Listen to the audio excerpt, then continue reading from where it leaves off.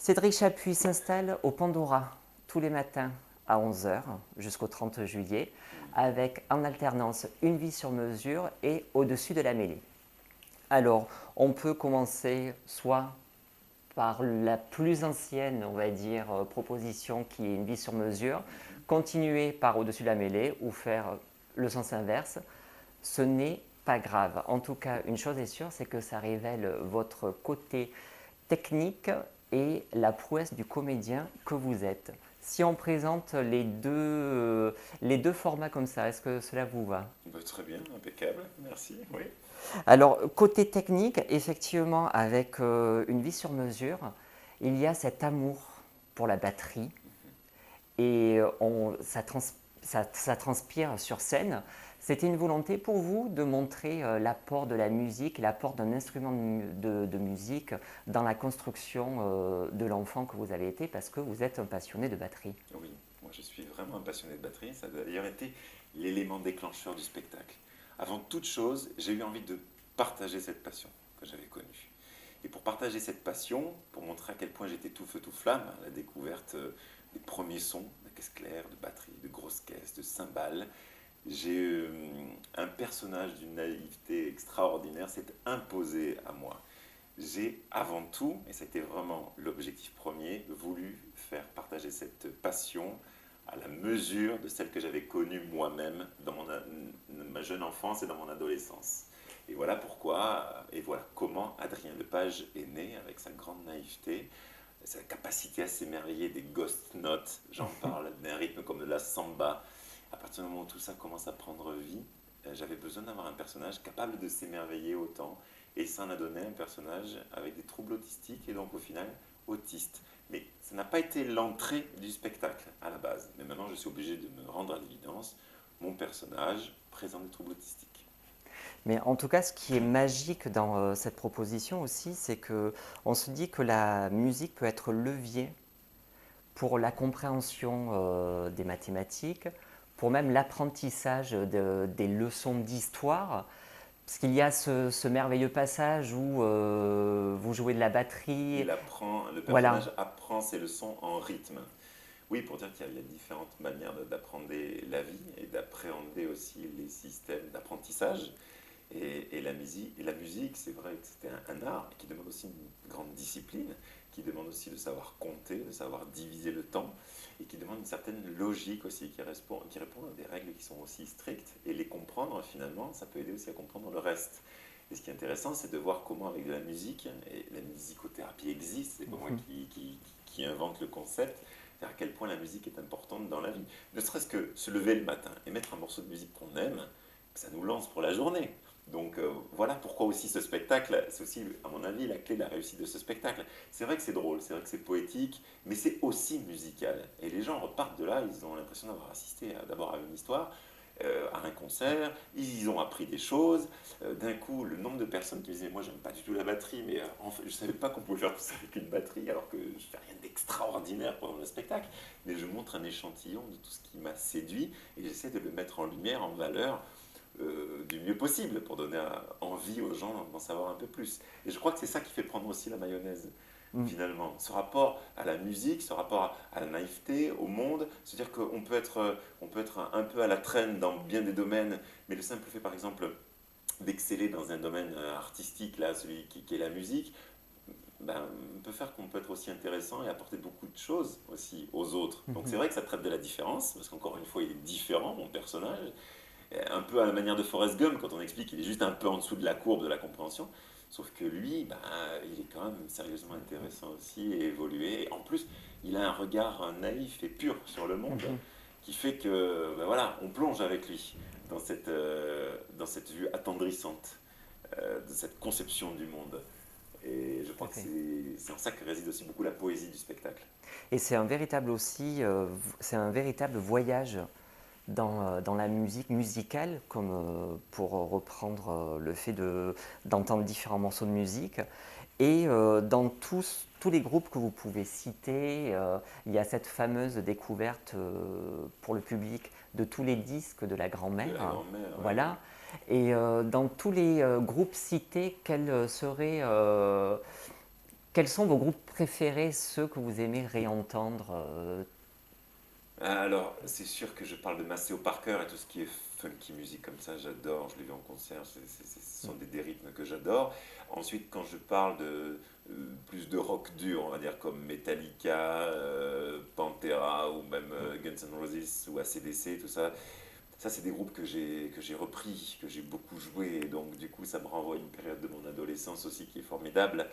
Donc j'ai beaucoup de nostalgie à écouter ces groupes-là. Mon père me faisait écouter du Deep Purple, du Cannabis, voilà. Donc je suis quand même plus, on va dire, rock à la base.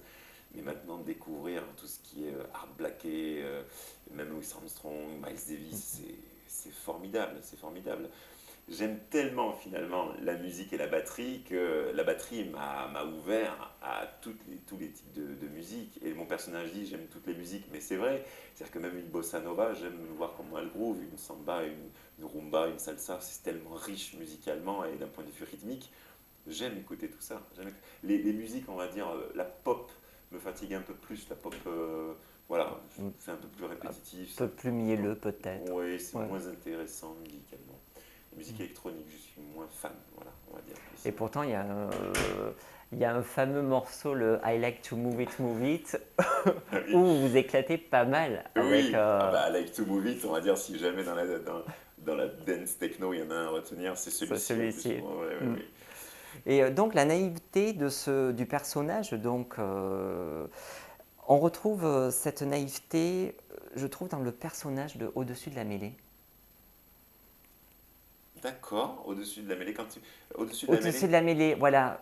Parce que du coup, là, on va glisser sur Au-dessus de la mêlée, Oui, où le personnage de cet enfant qui découvre le monde du sport, oui, le rugby, le rugby. et vous rendez vraiment toutes les lettres de noblesse au sport. Ben merci.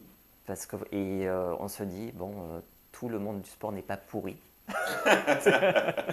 Oui, non, heureusement. heureusement. Surtout au niveau Sur auquel je présente le le spectacle, spectacle, parce oui, que bien c'est sûr, une équipe de deuxième tout à série, fait. donc on n'est pas dans les affaires de dopage, on n'est pas dans les Mm, affaires d'argent du tout, on est plus dans l'esprit pur du sport, de l'investissement, de la cohésion de groupe. Et c'est vrai qu'on part de son plus jeune âge, où il mm. découvre le rugby, mais contrairement à Adrien Lepage, qui tombe en amour fou de la batterie, mon petit Bastien, au début, quand il se trouve à 5 ans et demi sur un terrain de rugby, c'est pour faire plaisir à papa. Il comprend pas ce qui lui arrive. Au premier plaquage, il fond en larmes, il a qu'une envie, c'est de partir. C'est une scène qui est très attendrissante et tout de suite on est avec le personnage. Mm. Et en fait, pour moi, la naïveté, c'est dans l'émerveillement que les deux personnages ont de découvrir, un, la vie, deux, l'amour aussi. Mhm. Et est-ce que ça fait partie de la construction de toute personne, avoir des fois un regard naïf, voire presque, enfin neuf, vierge, mais où du coup ça s'apparente à de la naïveté pour sublimer le tout et pour... Disons que la naïveté, l'étonnement, même s'il est un petit peu poussé, un peu plus, permet de nous renvoyer à des choses qui sont des fois simples, qui sont devant nos yeux tous les jours. Voilà, la naïveté face au sentiment amoureux, la première fois qu'on tombe amoureux de quelqu'un, la première fois qu'on découvre quelque chose. C'est drôle et ça nous attendrit en tant que spectateur, et peut-être ça nous renvoie aussi aux choses qui sont belles de la vie à côté desquelles on passe. Donc ça c'est intéressant. Et après, je pense que tout propre euh, pour le comédien et pour les personnages qu'il interprète, la difficulté et tout l'intérêt, je pense, c'est d'arriver à rendre au plus juste l'étonnement du personnage face à une situation pour voir comment il va y réagir, hein. C'est une règle assez basique, étonnement, transformation du personnage. Je prends une gifle, d'abord comment je réagis, enfin, qu'est-ce que Oui, ça me fait, et après comment je réagis. Bon, ben là c'est exactement la même chose. Mais comme c'est attribué à des enfants la plupart du temps, là, en tout cas dans ces deux dans ces cas, deux cas, oui. oui, le temps d'accueillir la nouvelle et d'y réagir, c'est un petit peu plus long. Et puis c'est aussi scénographié, tout ça, c'est pour le spectateur, Bien pour sûr. lui donner à réagir et à déguster justement ce moment de la première fois. On a tous connu des premières fois, mais on a tendance à l'oublier. Et donc le fait de le revoir après sur scène, oui, ça a toujours un côté un peu attendrissant, un peu nostalgique finalement. C'est-à-dire, bah oui, moi pour la première fois où je suis tombé, joué, la première fois où j'ai connu l'amour, la première fois où j'ai pris une gifle, où je me suis fait engueuler, qu'est-ce qui s'est passé, etc. Et en tout cas, c'est vrai, on est en totale immersion dans les deux propositions, autant dans le monde de la batterie, avec une vie sur mesure, et dans le monde du rugby, pour Oui. au-dessus de la mêlée. Même si on n'aime pas le sport et que l'on n'aime pas le rugby, on est happé par l'histoire. Et donc, même vous, à la fin du spectacle, vous dites que oui, vous avez fait du rugby. Vous savez de quoi vous parlez. Oui. Effectivement, on sent cette cohésion du groupe, d'où le fait, le sens noble, du sport qu'est le rugby. Et aujourd'hui, est-ce que de vous retrouver sur les planches pour parler du rugby, ça vous procure quoi? Vous retrouvez des sensations, j'imagine que vous avez mis tout plein de sensations que vous aviez eues Oui. lors de matchs importants. Oui. Et vous retrouvez ces sensations-là du sportif qui sommeille en vous? Oui, oui, tout à fait, tout à fait. Mais aussi bien quand je joue de la musique et que je suis derrière la batterie et que je me souviens des groupes que j'ai accompagnés, aussi bien quand je suis en train de faire une phase de motivation avec l'entraîneur. Bien sûr, ça reste du spectacle, mais j'aime me replonger dans des sensations qui ont été fortes émotionnellement, et arriver à les partager avec le spectateur. J'oublie pas que ça reste du théâtre, bien évidemment, et qu'il faut quand même. Tout ça, c'est stylisé, d'accord, hein, Bien sûr, oui, oui. c'est une métaphore de la réalité, c'est pas la réalité. En revanche, c'est vrai que je prends beaucoup de plaisir à me replonger dans ces émotions-là. Et ce qui est drôle, c'est que finalement, c'est vrai que j'en ai fait pendant 15 ans du rugby, mais j'ai arrêté à l'âge de 20 ans. J'en ai 38 aujourd'hui, donc ça fait 18 ans que j'avais pas rechaussé les crampons, que je n'avais pas joué. Donc en fait, tout ce que j'ai voulu mettre dans ce spectacle, c'est tout ce qui m'est resté de meilleur finalement. Et donc ça, c'est intéressant, bien des années après, de se redire, voyons voir, tu as connu cette passion-là dans ta jeunesse, ça t'a beaucoup apporté. Qu'est-ce qui reste en fait? Qu'est-ce qui reste de fort comme impression? Et là, on commence à reconstruire des scènes qui permettent d'exprimer ça. Alors il y a des matchs, alors il y a des victoires, il y a des défaites, il y a des nouvelles heureuses, il y a des amours impossibles, parce que ça faisait aussi partie d'une période qui était l'adolescence. Et donc, comment on arrive à remettre tout ça en scène, à le rendre intéressant, à le styliser, à le scénographier, pour que les gens suivent, ne se soient pas perdus à travers l'interprétation des personnages, parce que c'est vrai que ça demande beaucoup de répétition, parce qu'il faut passer d'un personnage à l'autre. Il y a 15 personnages au-dessus Ouais. de la mêlée, et tous doivent avoir une voix, une posture, une intention, une force vitale, qui permettent d'être reconnaissables, Instinctivement, ouais, instinctivement, tout de suite, oui, tout de tout de suite. suite. Et c'est vrai que en ce sens, c'est une véritable prouesse de comédien. J'étais totalement bluffé hier Merci. parce que vous jonglez littéralement avec les personnages, avec leurs défauts, leurs qualités. Et c'est vraiment une très belle prouesse de comédien. Et d'ailleurs, tout le monde est vraiment embarqué et suit l'histoire de cette équipe de Brignac. Oui, C'est ça, c'est ça. c'est ça. Donc, l'année prochaine, on vous retrouvera encore à Avignon. Mais j'espère bien. À Avignon. Et est-ce qu'il y aura toujours la présentation de ces deux seuls en scène ou est-ce qu'il y aura un autre projet qui aboutira, qui verra le jour? Alors, je pense que il sera venu temps de présenter un autre projet, puisque ça fait 2 ans que je présente La Mêlée. Donc l'année prochaine, j'avais très envie de revenir avec un nouveau projet. Oui, ça c'est sûr. Euh, Probablement encore un nouveau seul en scène qui pourra fermer, on va dire, peut-être une trilogie. Voilà, seul en scène, interprétation de personnages, toujours justifié.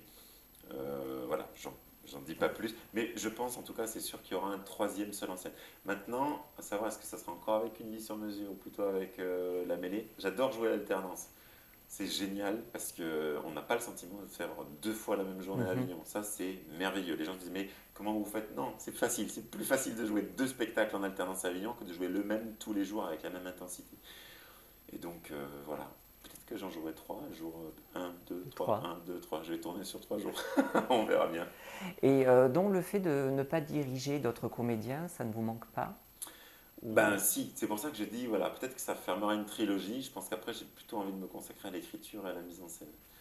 C'est vraiment aussi une inspiration forte, parce que j'ai beaucoup joué, parce que le spectacle a été présenté à Paris, Une vie sur mesure, je l'ai beaucoup joué. Probablement encore une rentrée parisienne, aussi avec Une vie sur mesure jusqu'à décembre 2016, encore pour une trentaine de dates.